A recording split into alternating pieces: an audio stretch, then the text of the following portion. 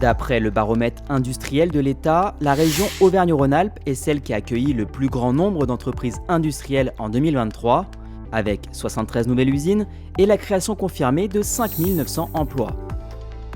Pour reconquérir sa souveraineté industrielle, la région a investi massivement et de façon pérenne.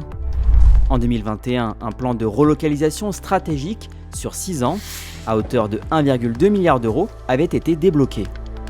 Au quotidien, cela se traduit par des aides et un accompagnement en direct avec les chargés d'affaires d'Auvergne-Rhône-Alpes Entreprises au plus près de celles et ceux qui entreprennent sur le territoire. Évidemment, de s'engager sur des très gros investissements pour une PME, c'est toujours inquiétant. Donc on a du mal à prendre la décision et c'est clair que les subventions de la région nous ont clairement aidés à passer à l'acte.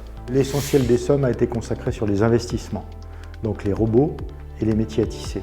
Le fait d'avoir pris plus de risques et d'avoir plus investi que ce qu'on aurait fait sans cette aide nous a vraiment aidés à pouvoir conquérir les marchés qu'on a pris après.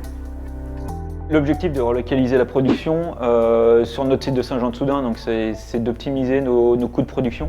Et avec l'intégration de panneaux solaires sur le toit de notre nouveau bâtiment, on a pour but d'être au maximum autonome en termes de consommation électrique, qui est la principale énergie consommée par la société, de manière à être compétitif par rapport à des pays low cost type Chine.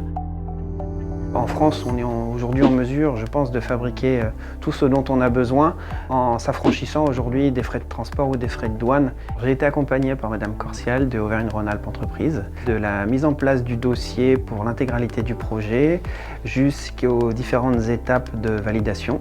Notre chiffre d'affaires a doublé avec une croissance d'à peu près 30% par an, mais également le nombre de salariés dans l'entreprise, puisqu'au départ nous étions 7 salariés et maintenant nous sommes 17.